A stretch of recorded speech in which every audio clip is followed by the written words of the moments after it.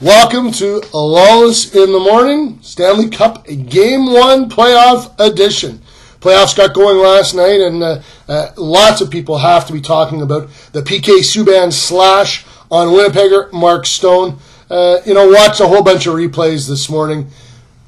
It's not a terrible slash, not from my perspective. It's bad in the fact that Subban takes a big wind-up, but he doesn't really deliver a punishing or vicious blow.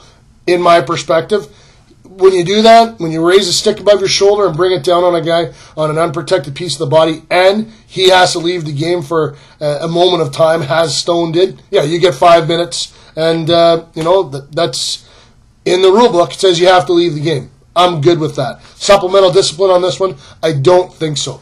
Dave Cameron, Ottawa Senators coach Dave Cameron, after the game came out and said, it's pretty simple to me.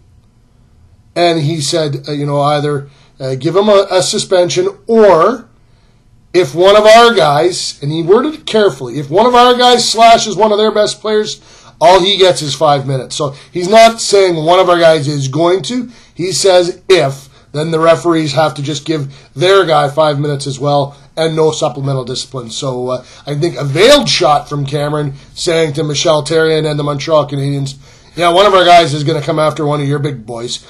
Be ready for it. But he didn't word it in that way, so I don't think he'll be fined either. Wild game in Chicago. Corey Crawford gets chased, or in Nashville, Corey Crawford gets chased. The Hawks win in overtime with Scott Darling in net. Have to play Darling in game 2 as far as I'm concerned. Barry Trotz and the Washington Capitals, they're going to have their hands full with the New York Islanders. The Islanders were flying last night, and good to see some life in that franchise that's been through a real rough time. They're moving to Brooklyn next year. They've got a very nice, exciting young team, and Garth Snow and Jack Capuano, who everybody in hockey has taken shots at. They're one up in the Stanley Cup playoff series. Good for them. Let's bring it here right now. Anaheim, the Anaheim Ducks host the Winnipeg Jets tonight. This will be the first time the Jets have played in a Stanley Cup playoff game since 1996. We all know about that. There's going to be a whiteout in Winnipeg next Monday night, and I would imagine every night during the playoffs, as many nights as the Jets are able to extend it. For me, the number one key tonight, early on, is Andre Pavlik. He has been brilliant for the Jets down the stretch. This is an athletic goalie, not exactly a technician. He's worked hard to improve on the technical side of his game, but Pavlik gets by on athleticism and instinct, and when he's hot, he's very, very hot, as he has been. A .947 with a 9-2-1 record and 4 shutouts down the stretch. Very impressive stuff from Pavlik. So keep an eye on that. Some matchups. Watch Dustin Byfuglien and Corey Perry. Byfuglien has the ability to close and hit like very few defensemen in the NHL. Perry is a step slower than most premier players, and he is a premier player, probably the best net front player in the National Hockey League today.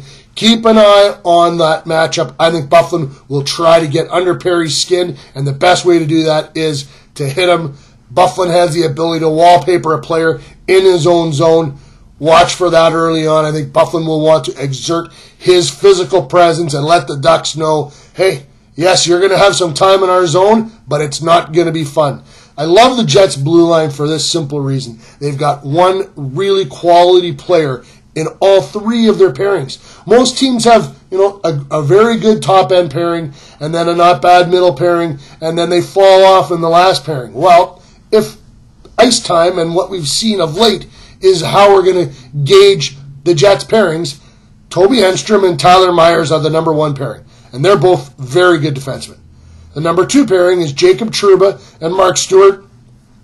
Fans like to get on Mark Stewart, but there's a part of his game. He blocks shots, he is physical, and his teammates love him, and he's the leader. And he plays with Jacob Trouba, who is one of the best young defensemen in the National Hockey League. And then you get to the last pairing. I guess it's the last pairing. It doesn't look like a bottom pairing to me. It's Dustin Byfuglien, who was an all-star this year at defense, playing with Ben Sherratt. And keep an eye on Sherratt in this series. I've talked to some analytical people this week, and they love the way Sherratt played against the Ducks at times this year, and he is he can skate, and he'll be an interesting matchup. He skates well forward, and he thinks the game cleanly and simply. I think that Byfuglien-Sherratt pairing, if they're going up against Anaheim's third and fourth line all series, or for a bulk of that series, I think that's an edge for Winnipeg. One other edge for Winnipeg. I love them at center ice. They're top 3 centers. Brian Little, I think, is going to emerge. He's the most underrated top-end defenseman, centerman in the National Hockey League. I don't think that'll be the case after the series. I think Little is about to emerge as a big-time player. And then you've got the youngsters, Mark Scheifele and Adam Lowry. Scheifele has come a long way. He's working with Blake Wheeler and Drew Stafford right now. They've formed a real nice line. And then you've got Lowry, and that's a big question mark. Will it be Matthew Perreault, or will Yuri Tolusti move up if Perreault can't play, and Halishchuk slide into the fourth line? Watch for that early on. Perreault skated yesterday all by himself, or with the aces after the regulars, and he spent some time with athletic therapist Brad Shaw chatting. I expect Perreault, he's going to be a game time decision. I think I'll be surprised if he's not a go. So, Jeff Hamilton, our multimedia producer, is here in Anaheim. We'll have a report for you right after the game tonight. Myself, Tim Campbell. Look for Tim Campbell's game story in the Free Press. If this one doesn't go to quadruple overtime, it'll be very easy for us to get it in the paper. We're going to hold some deadlines to make sure you get to read first thing in the morning on the Free Press what happened, and we'll be online shortly after the game as well. Thanks for watching Lawless in the Morning. We'll talk to you later.